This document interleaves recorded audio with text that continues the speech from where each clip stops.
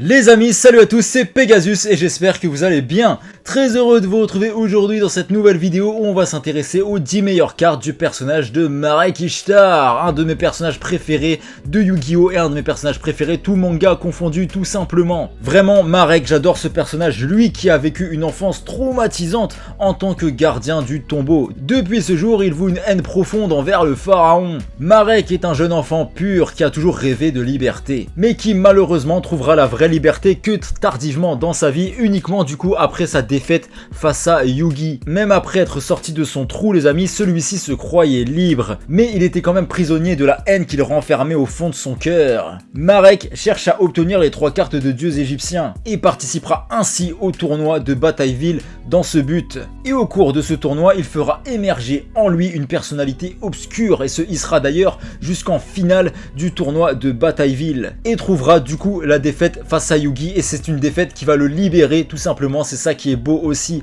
dans cette histoire de Marek les amis, c'est que le mec n'a jamais été libre de sa vie et la personne qui va le libérer tout simplement, c'est son ennemi de base en fait. C'est ça qui est beau, c'est que c'est celui que tu considérais comme ton ennemi qui va te sauver la vie et va te libérer, qui va apaiser ton cœur.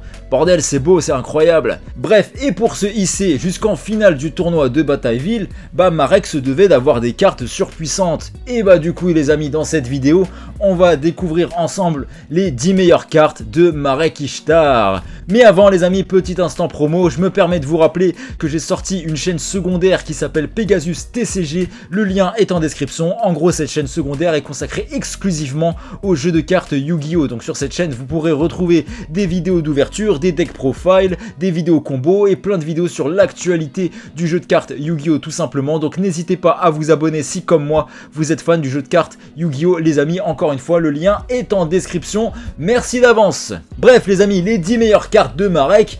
Quelles sont-elles? On a déjà à la 10e place Viseur Death, le maléfique les amis. Alors beaucoup de cartes de Marek les amis, il faut savoir, ont pour objectif de torturer les monstres de l'adversaire, car dans le jeu des ombres qu'il fait, le joueur souffre autant que ses monstres. Son style de jeu à Marek est assez lent et bien pensé, car au lieu de détruire les monstres de l'adversaire direct, il va préférer les torturer lentement, afin d'infliger un maximum de douleur à son adversaire. Viseur Death, lui, nous dit que s'il est invoqué, on peut cibler un monstre de l'adversaire et 3 tours après, il est détruit. Donc pendant 3 tours, le monstre va souffrir, il va agoniser et au passage du coup, l'adversaire de Marek va également lui aussi souffrir tout comme son monstre. Ah Marek, il en a fait souffrir des gens avec cette carte quand même, ce fumier. À la 9e place les amis, on a la carte Catastrophe Infernale, une carte piège de folie que Marek jouera lors du tournoi de Batailleville, qui nous dit en gros que lorsqu'un monstre de l'adversaire va déclarer une attaque, on va pouvoir détruire toutes les magies et pièges de l'adversaire. C'est un petit peu un force miroir,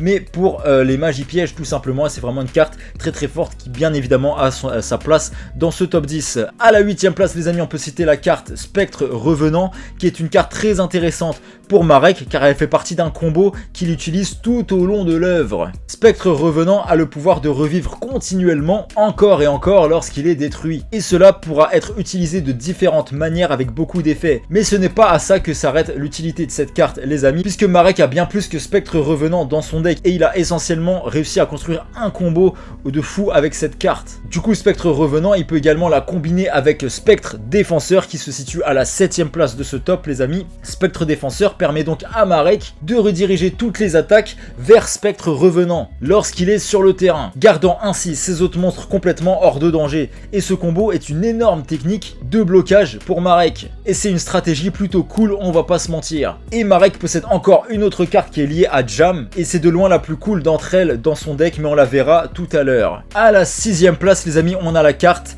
Pierre Sacrée de Rojhat.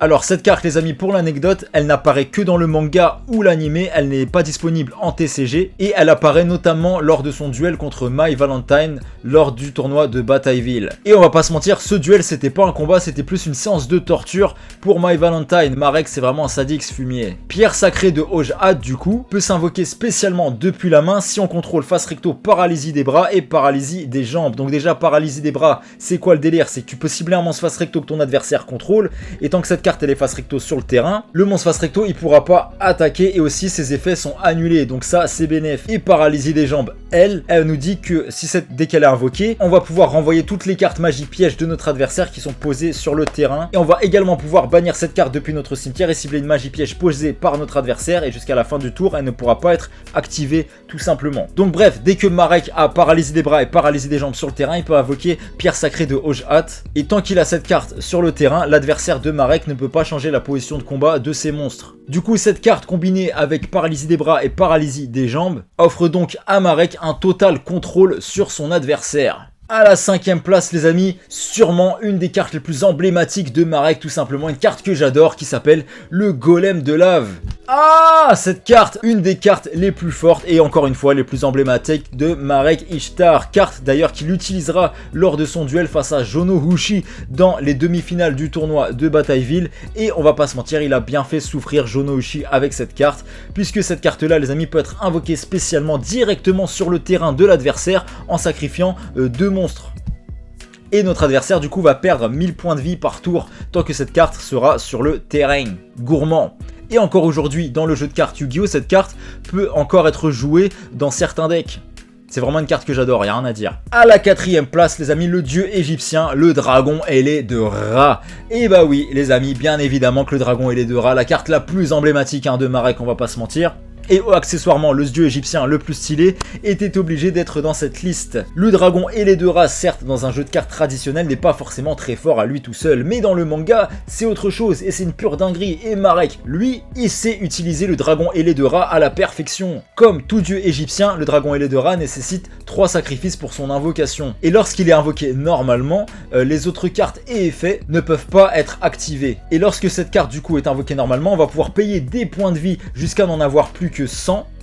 Et le dragon ailé de Ra du coup va gagner une attaque défense égale au point de vie qu'on a payé. Ça veut dire que si tu as payé 7000 points de vie par exemple, il aura 7000 d'attaque défense. Autre effet du dragon ailé de Ra, les amis, on va pouvoir payer 1000 points de vie et cibler un monstre sur le terrain et le détruire. Gourmand. À la 3e place les amis, le dieu égyptien Slime. Oh la dinguerie. Oh la dinguerie, le dieu égyptien Slime les amis, c'est une carte fusion utilisée par Marek. Et pour l'invoquer du coup il utilisera Spectre Revenant ainsi que la carte piège Slim Métallique. Et ce faux dieu égyptien les amis, du haut de ses 3000 points d'attaque et ses 3000 points de défense est surpuissant puisqu'il a un effet dévastateur. En gros le dieu égyptien Slime les amis peut être traité comme 1 ou 3 sacrifices pour l'invocation sacrifice d'un monstre. Donc ce qui est parfait pour invoquer Ra, ça veut dire que tu as juste à sacrifier ce monstre là et derrière tu peux invoquer ton dragon ailé de Ra par exemple. Il n'est pas destructible au combat et les monstres de ton adversaire ne peuvent pas le cibler avec une attaque, c'est une dinguerie. Et ton adversaire ne peut pas cibler les monstres que tu contrôles hormis cette carte avec des effets de carte, c'est une double dinguerie ça. Ah j'adore. À la 2e place les amis, dans les cartes de Marek, on a l'attaque surprise de l'au-delà. Alors Surprise Attack from Beyond de son vrai nom les amis, c'est une carte magie exclusive à l'animé qui est assez intéressante mine de rien, puisque lors de la fin du tour, Marek il aura la possibilité de lancer une 2e phase de combat. Et il s'agit d'un effet très puissant, ce qui pourrait expliquer pourquoi cette carte n'existe pas dans le TCG, parce qu'en gros il suffit que tu aies ton dragon ailé de Ra avec des points d'attaque colossaux, fin du tour, bam, tu peux refaire une battle phase.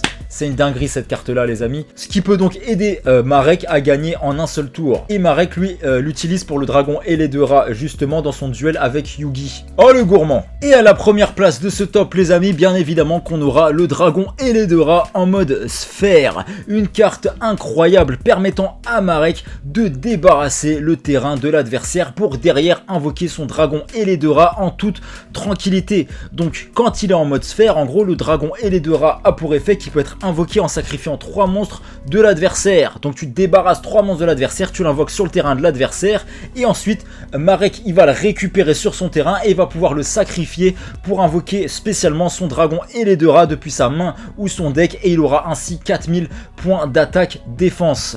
Oh la gourmandise.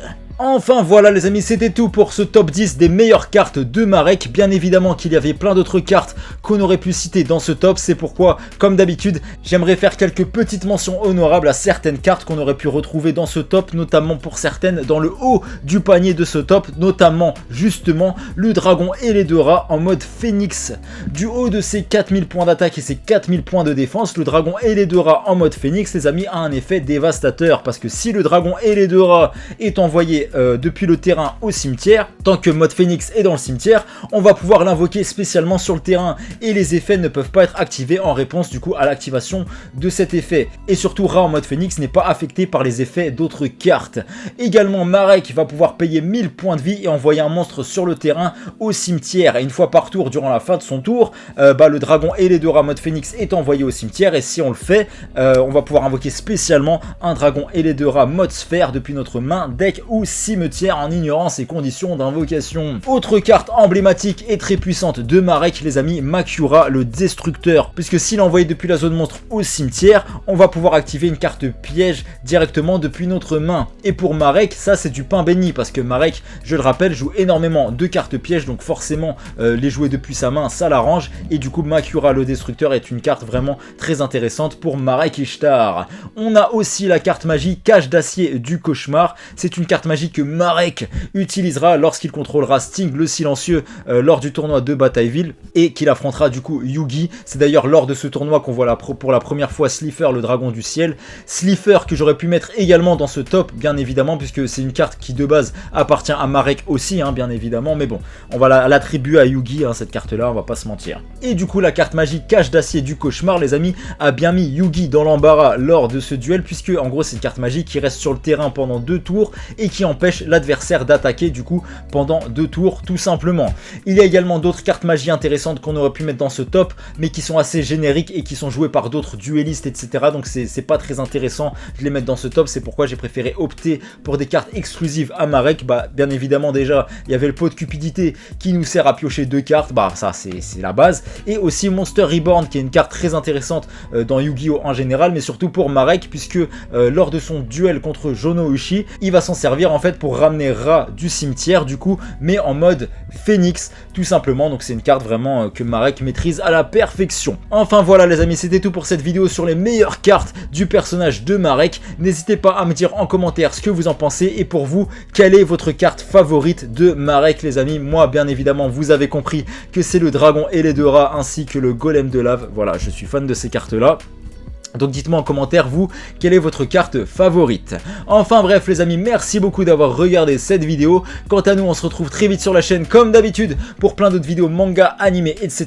Plein d'autres vidéos sur Yu-Gi-Oh qui vont arriver, et bien évidemment d'autres vidéos sur des top 10 de cartes comme ça, de tous les duellistes, de toutes les séries Yu-Gi-Oh tout simplement. C'est prévu, ça arrive sur la chaîne, donc n'hésitez pas à vous abonner pour ne pas les louper les amis. Et n'hésitez pas aussi à vous abonner à ma chaîne secondaire Pegasus TCG si vous êtes fan du jeu de cartes Yu-Gi-Oh, parce qu'il y a plein de vidéos qui sortent sur cette chaîne secondaire les amis, donc foncez vous abonner si ça vous intéresse tout simplement. Merci d'avance. Bref les amis, vous l'avez compris, on se retrouve très vite. D'ici là surtout prenez soin de vous, je vous embrasse, à bientôt. Salut!